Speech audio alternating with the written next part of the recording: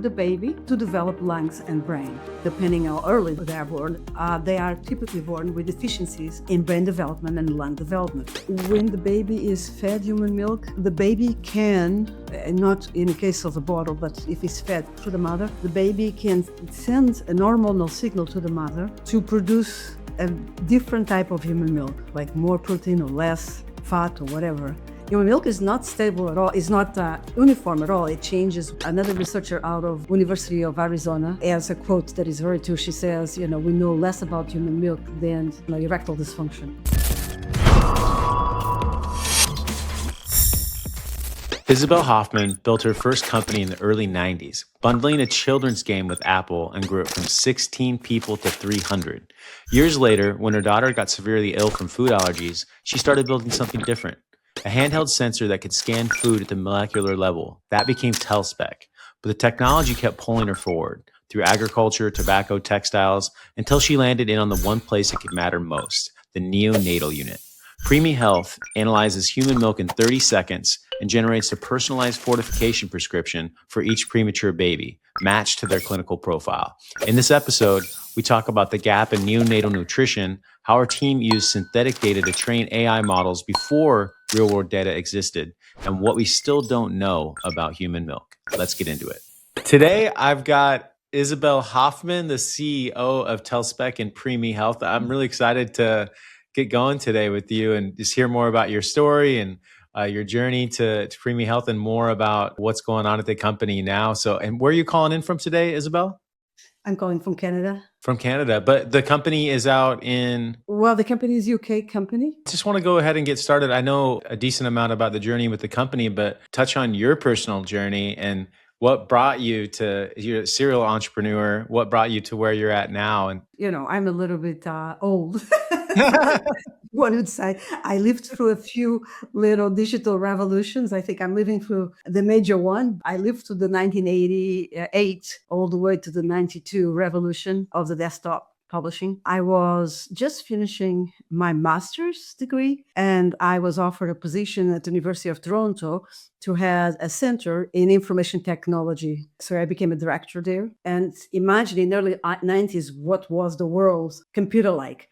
First of all, digital animation did not exist. So animation was done hand by hand, frame by frame, by people. So this center, the first thing they did, it was digital animation, 3D animation. So a lot of the graduates from this center, it was called Information Technology Design Center, actually went to Disney and Toy Story and Pixar and so on, all these groups, even the George Lucas area. We're the first group to do a SGI partnership within the University of Toronto with SGI, which is a company that no longer exists. They had at the time supercomputers, so that we would do these 3D animations. And we also then started teaching people that had lost their jobs because of the technology, because of the desktop technology, namely graphic designers, architects, engineers. So we were teaching, Adobe courses. I mean, oh my God, Adobe was just, a small number of people. Wow. Adobe Illustrator, Adobe Photoshop did not exist yet. Also taught AutoCAD for architects and engineers. Pretty successful center. I worked there for 11 years as their director, executive director, managing a center that started from zero, literally, and became a $15 million center with placement of students, 98% placement. So very, very successful. It was the first Apple design and modeling center in the world and the first 3D animation SGI in the world. It was that gave me a little inspiration for starting my own first major company. My son, Nikolai, was about 3. I was playing with him in the odd hours that I would arrive home. It was a lot of work. And I played a lot with him with trains. And one day I decided I'm going to write my first game called Nikolai's Trains. And I did. So I wrote Nikolai's Trains, which was an interactive thing with based on the stories of my son. And then I actually hired some people from the center, and we created the first game for children called Nikolai's Trains. Was the game on a computer, on a desktop? The game was played on a desktop. Yeah. Nikolai's Trains was actually being sold for $49.99.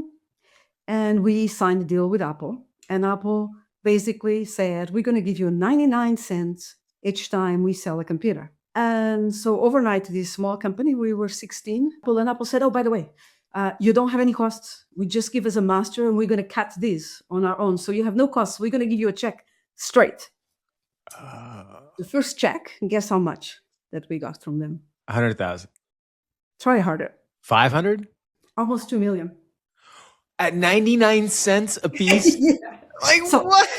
Yes, because Apple that year sold close to 9 million, or those 2 years, 9 million of Dell's performance company. How much were they doing before? When they gave you the number, they couldn't tell you what they were going to do in the future, but did you know what they were doing I never then? knew. I You know. never knew at all where they were at when they I'm asked? sure they knew that they were But going to they didn't tell you. You had no idea what the baseline was. No. What? I have this tiny company. We Not renting anymore. from- yeah, 16, 15 maybe people. We're renting a floor out of a huge building, and suddenly, oh my God, we can do lots of games. Yeah. And we had done something really intelligent. The guys that we were renting from were really in trouble, and they wanted to sell the building and kick us out. And I said, look, let's do an option to buy you out, buy the building out, and our rent is going to count towards the deposit. And they looked at me and I go like, yeah, young girl, nonsense. Okay, let's sign it. Who cares? She's never going to do it. So then I went upstairs and I said, hey, Fred, we buying your building. You got Apple money now. That's right. That's how it started. So we became, actually, that company evolved at one point, became 300 people. Whoa.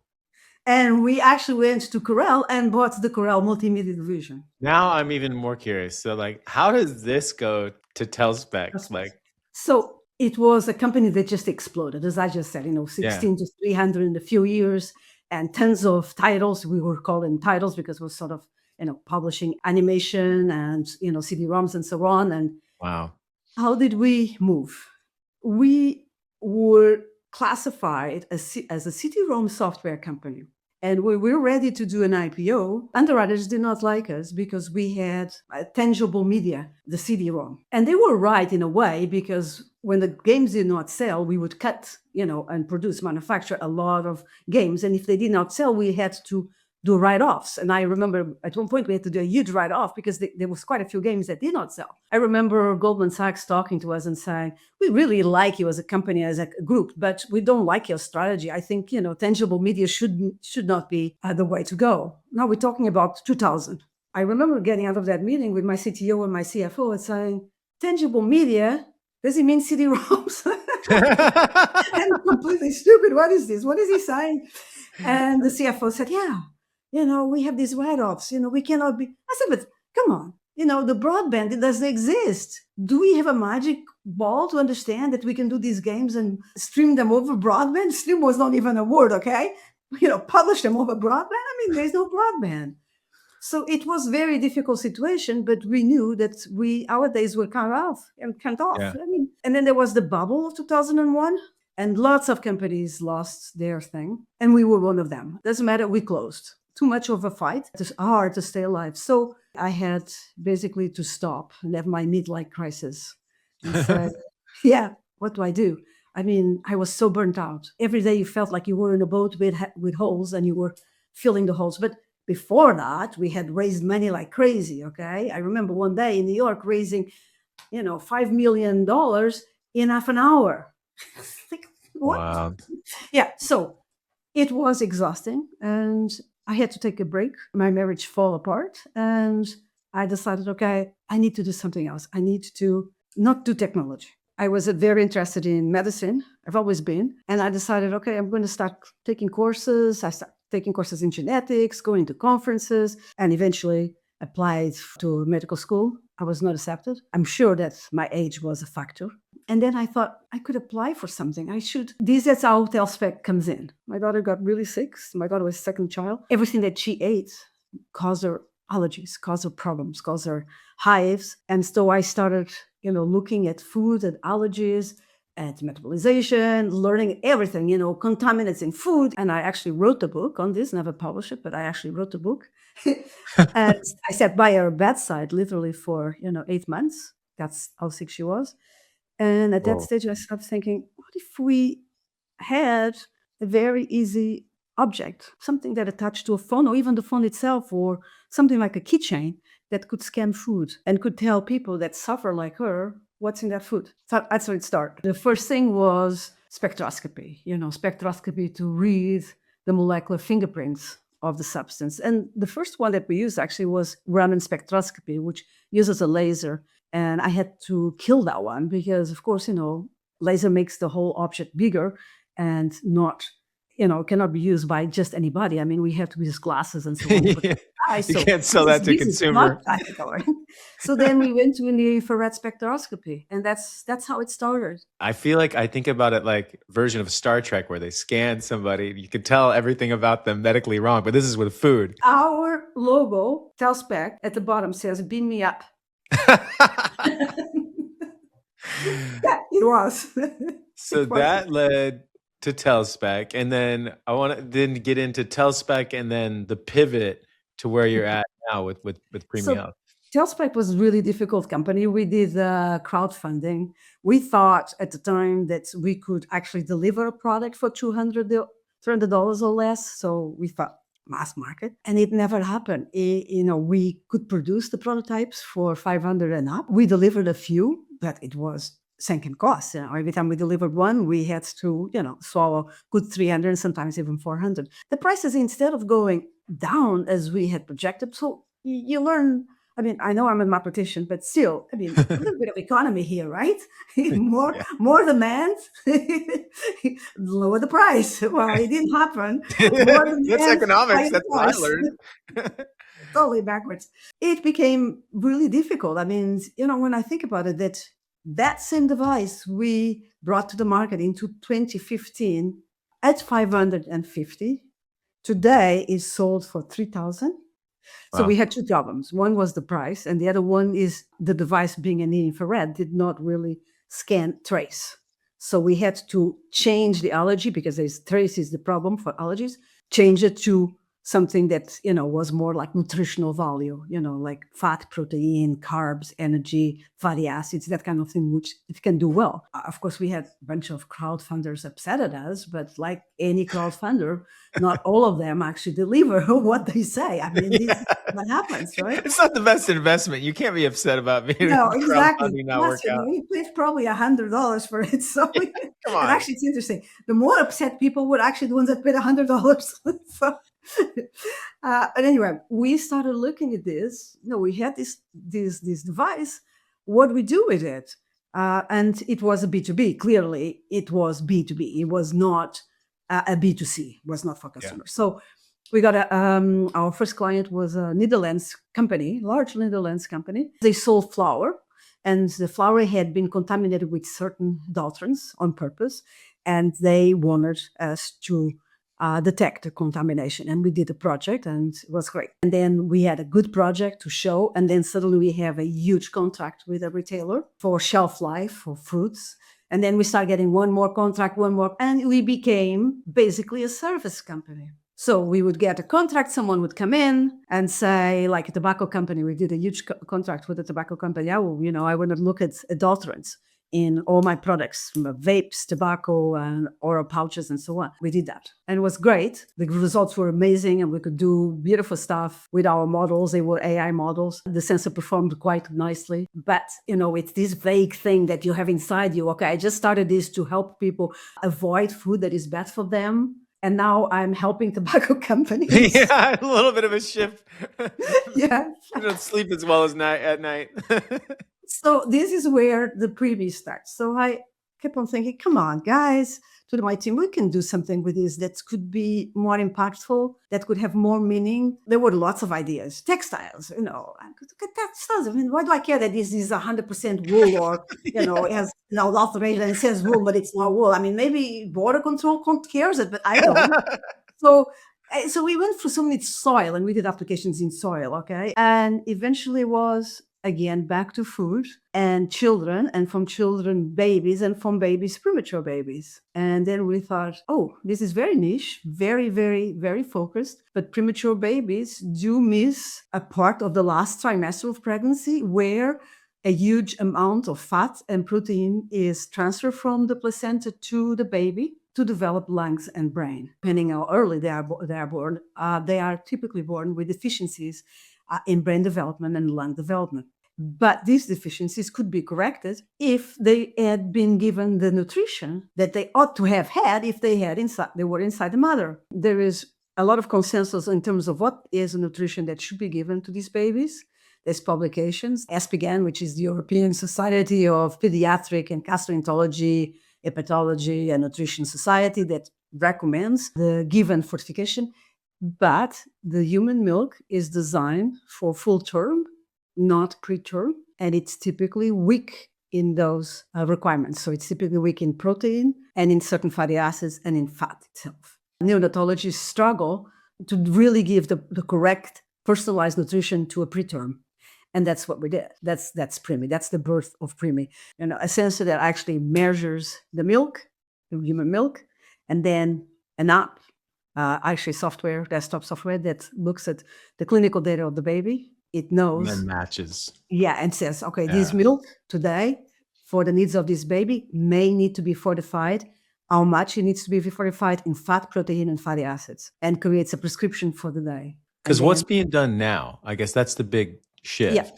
Now, either the baby doesn't get anything, in underdeveloped countries, the baby just doesn't simply get anything, just gets the human milk, or the baby gets a standardized fortification most of the time. For instance, in UK, everybody uses a standardized fortification.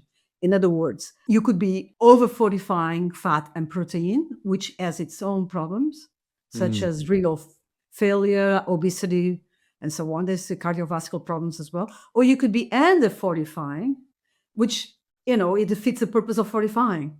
Yeah. Right? Yeah. So today, every single neonatal intensive care unit in UK does not do personalized fortification. Okay, there is some spots that do it. There's some places in Europe that do it, and in US they use large machines, expensive machines, nothing small like this and fast. This is like 30 seconds. And while software does all the calculations, because after the 30 seconds, it's complicated to make the calculations because you may be adding fortifications that are protein and fat and and carbs. You may have 3 or 4 multiple components. This has to be adjusted correctly to stay within the guidelines so that it's not too much either. Yeah. Right. So our software does all that. That's how we started with Preemie. So apply the sensor, the device, the near infrared device. So we created the specific near infrared device to read the milk. We calibrated with human milk, and then we have the software doing the calculations.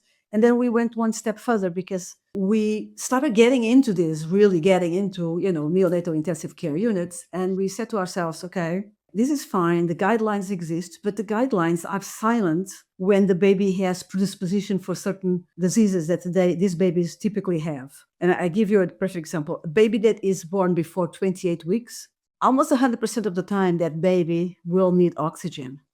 Okay. Almost 100% of the time, because that baby does not have the lungs developed, that baby may have a high predisposition for bronchopulmonary dysplasia, a form of asthma in little babies. The guidelines, of course, don't say anything about this. They don't say if you have a baby in this situation, because there's not enough studies. These populations of premature babies are really orphan in a sense. It's called orphan populations because they're small and no one wants to do a lot of research with them because the liability is so big, right? And so difficult to get approvals within the hospitals. Pediatric, We started looking at risk scores or early warning models for BPD, bronchopulmonary dysplasia, and early models for NEC and for sepsis, for conditions that this baby have, and start thinking, okay, if these risk scores are high, how do we change the nutrition? How do we change the fortification? And then we started looking at it and saying, there is not enough data, enough studies to do this. How can we make this? How can we enable these studies with technology? We suddenly started looking at data. Can the data be transferred? Because these models are AI models. Of course, these hospitals are not going to share the data. They don't want to share the raw data. They can't share the raw data. Yeah. So how do we do this? We do centralized data. That doesn't work either. So then we looked at federated learning platforms where the raw data stays within the NICU. The NICU creates the model. The data stays within the NICU, but the NICU shares with a centralized weights of the model. So imagine all these NICUs are sharing weights. And a lot of people ask me, what exactly does that mean, sharing weights? I think it's simple to say, I look at it like all these different classrooms, working on something, and then they're just sharing the answers. They're not sharing what came into it. Yeah, they shared what the classes. They learn. students are, in not in one large classroom, in different classrooms, Yeah. and then they have the same lesson, and then they learn something. Their notes are not shared, but what they learn is shared, and Yeah. that's aggregated into a larger model. So in a federated learning, what we do is we aggregate those, coefficients or whatever those weights, and we create a supermodel. And then the supermodel feeds back to the NICUs as the information from all the other NICUs and will act better than the NICU itself would have had if it just used its data. And it's actually nice because the supermodel, with the medical certifications, models need to be certified Yeah. and frozen, Yeah. right? So this is nice because you have the global model and then you can certify it. And then a few months later, get more data, get more weights, improve the global model, drastically improve, apply again to FDA to certify it, to freeze it.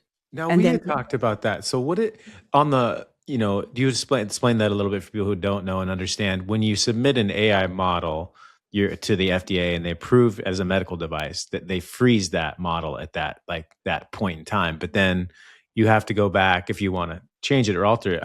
Or there's any, it's kind of ambiguous, it feels like. There's not like in 2 months you have to, or you get this much data and you have to. Like, how does that I don't work? I don't think they give you a date or a Yeah. time frame. I think it's more based on the metrics that your model has. I mean, say for instance you had certain metrics of accuracy that were quite high, but suddenly with the new retrained model with more data, the accuracy has gone quite higher, say 2% more, 3% more, then you probably should Mm. resubmit. I mean, one thing is for sure, you cannot feed back to the NICUs that new model unless it's been frozen, unless it's been certified. Okay. Okay. Because, you cannot allow the NICUs to use it unless it's been, certified. That makes sense. So it's learning, you're learning, it's creating better up here, but it's not being used at the clinical Right. level So it keeps until on you go learning and back. learning. I mean, it could be something. It depends on the volume of data that you get and the number of NICUs you would get, and the diversity of that data. I mean, if you get NICUs just okay, I have only NICUs in Italy. I mean, Italy is a bad country because they have a lot of North Africa population. But say in a country that is more uniform, like UK, a lot of Indian population. But say in a country that is very uniform, if you get one more NICU, two more NICUs, it may not make a difference. But then if you start having NICUs that are in different geographicals with different racial presentation, with different nutrition for the mothers, which is really important as well, with a lot of other variables, then the model likely would be very different. Yeah. So, I mean, it's like human milk, I like to say human milk is kind of interesting because there was a lady that did some research on human milk. She actually asked for human milk to be sent to her. She's from the University of Washington, Michelle McGuire. And she actually showed a research that, human milk was not exactly identical and different parts of the world had different That makes um, sense. nutrition. Yeah. And Ethiopia was the one that always I remember, which is people that are very tall in Ethiopia, the mother's milk, the protein concentration of in the mother's milk is very high. And Mm. protein does make the growth. Okay. So it's kind of interesting that you have, different countries having different levels of concentrations of the macronutrients and micronutrients. So Yeah. I mean, but the same thing. I mean, if we're doing models for human milk analysis, we need to have a variety, diverse variety of the samples.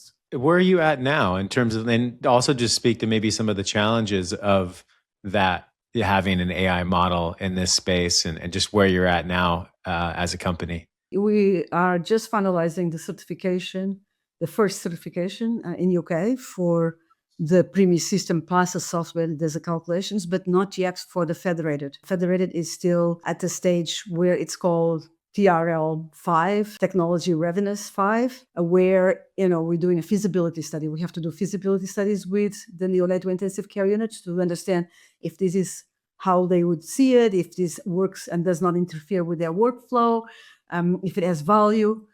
So we are at that stage. It depends. Sometimes the NICUs are really fantastic and very interested and quite into this. Other times it's like they don't even digitalize most of the stuff they do. So it happens. And they don't even Yeah. have EMR yet or like anything. No, Yeah. It's so exactly. wild. It's paper. It's actually really difficult not to have some uniformity. But that's what it is, you know, especially in Europe. I mean, US is way better. At least Epic is a more That's highest. something. Yeah, it's way better in that way because It's- it's not different countries, right? yeah, And the other thing with Europe is that once you get the European certification, you still have to local certifications. You still have to go to the local, which makes no sense, you know. So yeah. you just finished the general certification for Europe, and now you have to still apply in a country specific. I like this because you said you were in conversations with a company, like a larger company, about the business model and how you chose to not move forward with that. Well, so I hope this company doesn't listen to this They don't podcast need to do it. No because one's gonna. I mean they'll know exactly who they are. So we had different conversations with this company, and at one point we produced the Preemie sensor with some grants from Europe. And it was nice to have those grants, but of course, Europe is always concerned with sustainability and UN values and so on. And we designed everything to be sustainable. So the milk gets in here inside for the cuvette or the nervette, what they call it, and it's a quartz cuvette. It gets cleaned with alcohol. It does not need specific cleaning materials, and it's reused. Our conversation with this company was, we don't like this to be quartz. We want your cuvette to be plastic. And I said, well, wait, why plastic? First of all, plastic, near infrared does not read as well plastic. Okay, so we're going to compromise on accuracy. How the Yeah, light reads the milk, like actual milk. Yeah. yeah. With quartz, Yeah. it's really otherwise we're reading a bit of the plastic, right? Yeah. So, and they said, yeah, but doesn't matter. You know, it's small compromise. They said, well, first of all, I don't know if it's small or big because we've not done those tests. But okay, but why would you want this? No, we really want. If you can do this with a disposable, maybe it's not plastic, but disposable, says the CEO of the company, then we fine. I said, why? Because then we have recurring revenues. I go, recurring revenues on the consumables of these plastics to fill up our world with more plastics. Just what we need. Yeah. He said, yeah. Need more of that. He said, yes. And I said, well, I mean, I fail to understand why we want this. I mean, we actually have recurring revenue on the software. Now, this company is not a software company at all, okay? They're pharma. And they said, no, we don't want to deal with that part. We're not comfortable with the software. So it didn't go anywhere. I mean, it was very clearly that his vision of what, the Preemie sensor and its devices attached to it should have a lot of accessories that are disposable so that you could make a lot of money. And he didn't really understand that there's a software where you can have recurring licenses every year. I like it. Yeah. Said no, misalignment. It's not always easy to say no when you need money too. True. It's true. Yeah. I've done that many times in my life, actually. And sometimes I go like, I think maybe it's because I'm a woman. I've said no. I've said no too. I don't know. I mean, and people say, oh, it's just a pain in the neck, It's just, See, that's different though. You get the bad rap. I say no, and it's not the same thing. It's true. It's true. It is true. There's one thing I didn't talk about. It's why human milk? Why not formula? Why we're not feeding babies with this formula? Okay. Yeah. So why the focus on the human milk and not the formulas with reading the device? Human milk is a very unique substance that has evolved over, the many million years that we have been on Earth. It has some sugars called oligosaccharides that actually seed the intestines of the baby. So when the baby is fed human milk, imagine, the intestine, and the intestine gets seeded with these oligosaccharides, with these sugars. And these sugars attract very good bacteria, creating a very strong microbiome.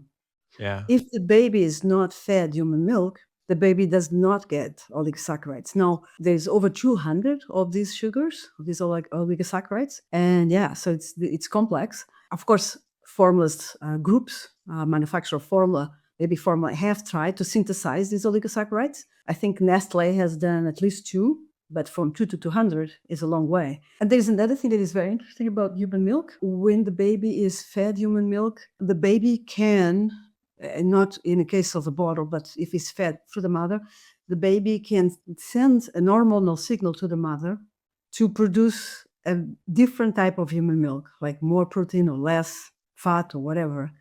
And that signal is taken from the breast through hormones to the mother's, and the production changes of the human milk. So human milk is not stable at all. It's not uniform at all. It changes with the diet of the mother, changes with the signals that the baby gives the mother, changes with the age of the mother, changes with how far away the mother has given birth. After about 8 weeks, it stabilizes. It's not as variable, but it's an amazing, extraordinary substance, unique to humans, Yeah. unique.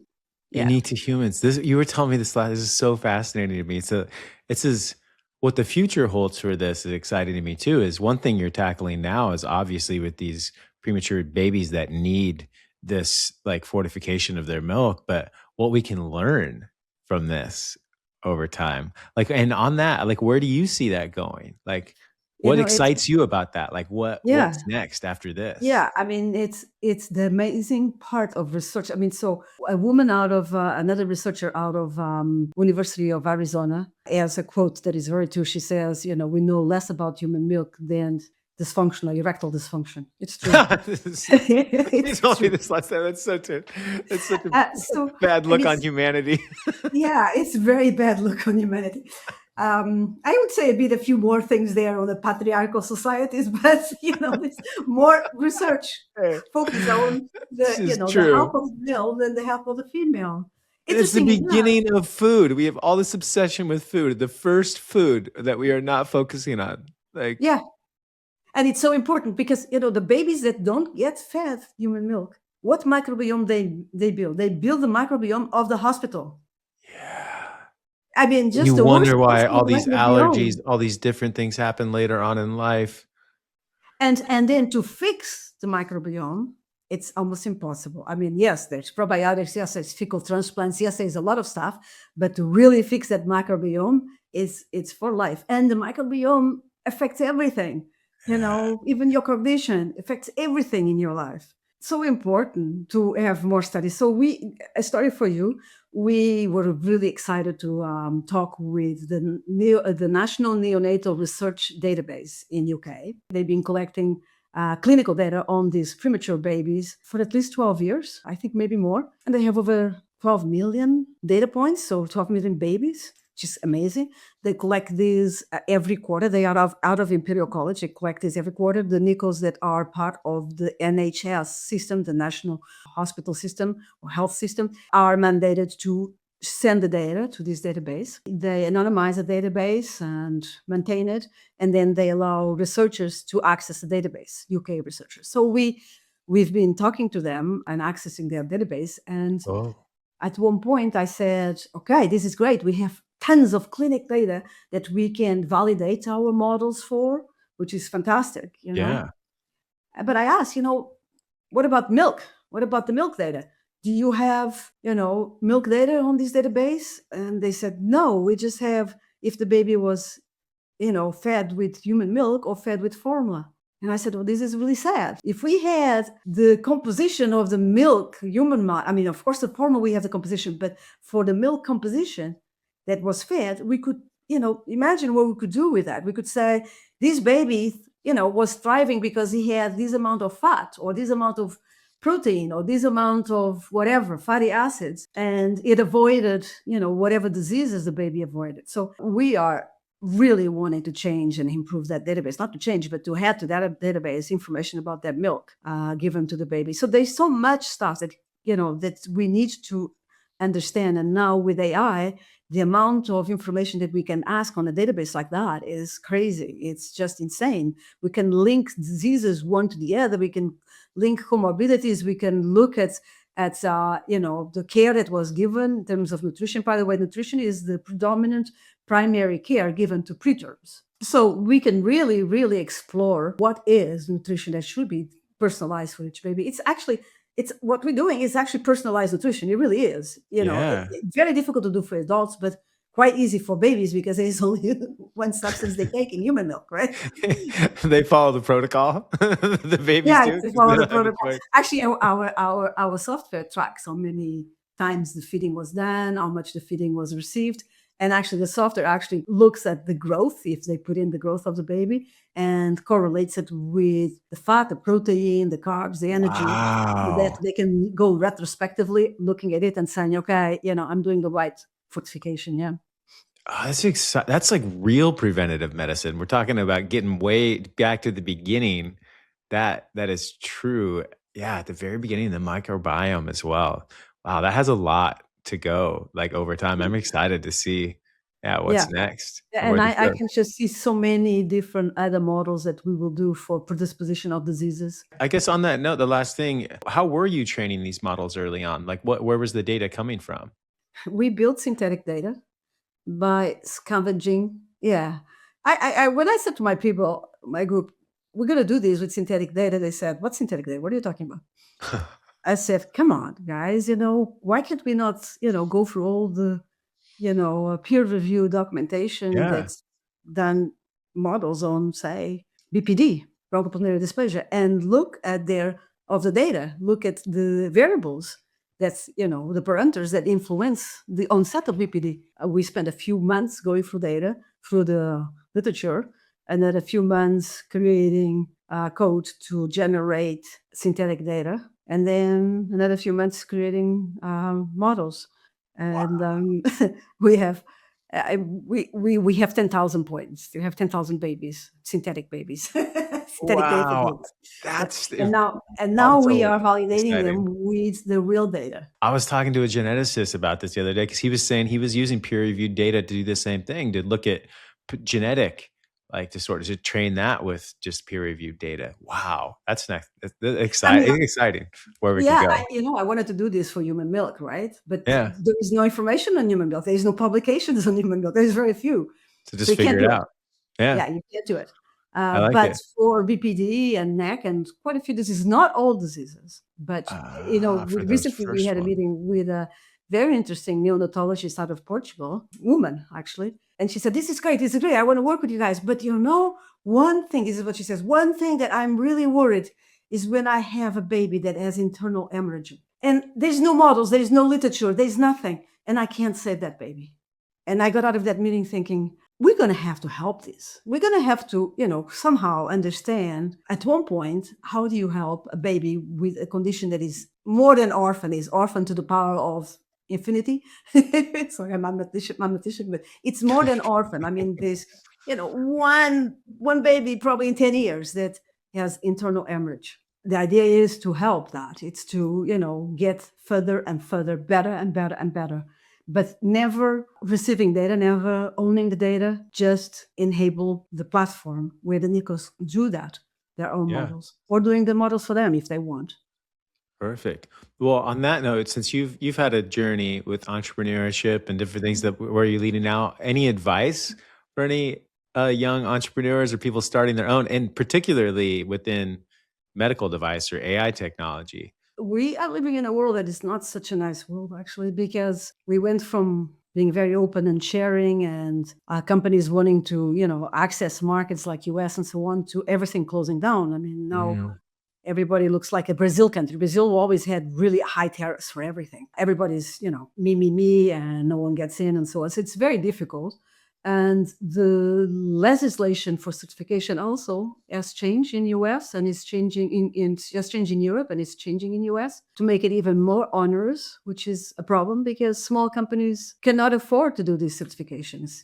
They are so long and they require so much that it makes small companies almost impossible. I just today had a conversation with a company out of Switzerland. The lady has an amazing little product, but she can't raise money because that's the other problem. In this area of orphan populations, which populations are very small, investors don't like it. There's too yeah, much liability, there's too much lawsuits, there's too much this, there's too much that, and so they don't invest. My first and foremost advice is actually to have what you're doing to be part of your mission in life, not to be yeah, something that you just do it for money. If you don't have the mission correctly, the objective correctly internally, then you can sell your soul. Go ahead. And selling your soul, you probably will sell your company very fast. And you'll probably not have a company in a few years from now. That's what's happening. These leverage buyouts are just buying things, producing garbage, shitifying, Sheetifying is a word. Sheetifying the That's a product. word? I like it. If it's Yeah, not, it should be a it's a word. word. It's great. It's so true. Our All world these is now full of garbage it. It's companies. full of It sheetified is. products. And for Yeah. what? So that the leverage buyout that did the acquisition then turns around and closes it, and meanwhile they got paid themselves. So I like that though. I was at I know the Tony Robbins thing years ago, and he said if your why doesn't make you cry, then it's not your why. And I feel like that is true because it's hard, especially in med device, and you're doing this in AI space, and trying to do it in a global scale. That's hard. If it's well, if you I don't want mean, it, it's we yeah. hope that we find the one person or the two people that say, we like your mission, we like your object, and we understand why you're doing it, and we're joining you. They very far in between, very few. There's not that many. I think maybe we really are seeing how money corrupts people. We're really seeing that. I And feel like it's shifting. I like to be optimistic. I went to a seminar called Conscious Capitalism, and I left there feeling good finally. I was like, okay, I feel like maybe the world is aligning with like money and capitalism can be aligned but doing good long term. I'm hopeful that there's a shift in our lifetime that those are aligned. And on that note, where can people find you? I know that looks like if you're raising money, or how can people look you up, pay attention to what's going on? They can reach me, Isabel at Preemie .health or premiesensor.com or Okay. isabelspec.com. I mean, they can reach me, but we no longer do pitches for investors. Really? No, no. Tell me more about that. Why not? I just find it's a waste of time. Uh, Yeah, that is interesting. Oh, I far prefer to write a grant or work on a proposal to get some money through what we do in agri-food and agri-tech, because we still do a lot of agri-food and food tech and agri-tech, than to spend my time with pitches. I did the last pitch I did. The group was online, and it's a very well-known group in US, and they didn't yeah. even tell us who was in the audience. I mean, come on. I ask, who's in the audience? We could talk about this for a long time because I feel like I go to these pitch conferences and things, and I'm just thinking like, this just doesn't seem, it's a waste of time, energy trying to, and how do you even know that that's a person that you want to work with in your company? Like Yep. it should be mutual, right? Yeah, of course. It's Like, totally mutual and it's all online. And then I mean, in that pitch that I did, I had so many questions that were so unlike an investor, so much of someone trying to copy. I thought, oh, forget it, seriously, I'm sorry, but it's like, working in Facebook, putting everything in Facebook, and who benefits is Zuckerman. I mean, come on, I'm not going Facebook to put anything about myself. Sorry. no, I don't yeah. use my data to sell my data, to sell myself, Yeah. like, I mean, and it was And then exactly, I mean, that, yeah, charge no, you seriously, money to pitch to an yeah, audience you can't yeah. see to guarantee you the possibility of something to work with someone that you don't even know or want to work with. Like it's so ridiculous. Well, No, good I for think, you for yeah, I yeah. think that's what advice that I have, but and Don't do that.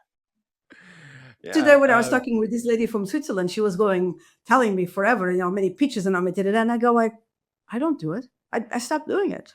It's no point. I think the last time I did it was a year ago, or maybe, and even I just did one to confirm. I just wanted to confirm, and I was confirming it so badly, You need you to know. just make sure this is definitely not how I want to do Yeah, it. maybe I'm Yeah. missing something. Let me confirm this. Spend your But energy maybe on something else, create something amazing, believe in it, and hopefully, yeah, it'll align and someone will come. Well, I hope that is coming for you all, and I hope to see this device out there in the world because it's doing good for people. So thank you for continuing to work hard on getting it out there. Appreciate it. thank you, And Chris. yeah, thanks so much for your time today. Thank you too. You've been listening to Stories in Life Sciences, sponsored by MedAccess AI, where we explore people, ideas, and breakthroughs shaping the future of biotech and healthcare innovation. To learn more, visit medaccessai.org and subscribe on YouTube to watch the full conversations and new episodes as they launch. I'm Christopher Wilson. Thanks for joining us. Until next time, keep shaping the future one story at a time.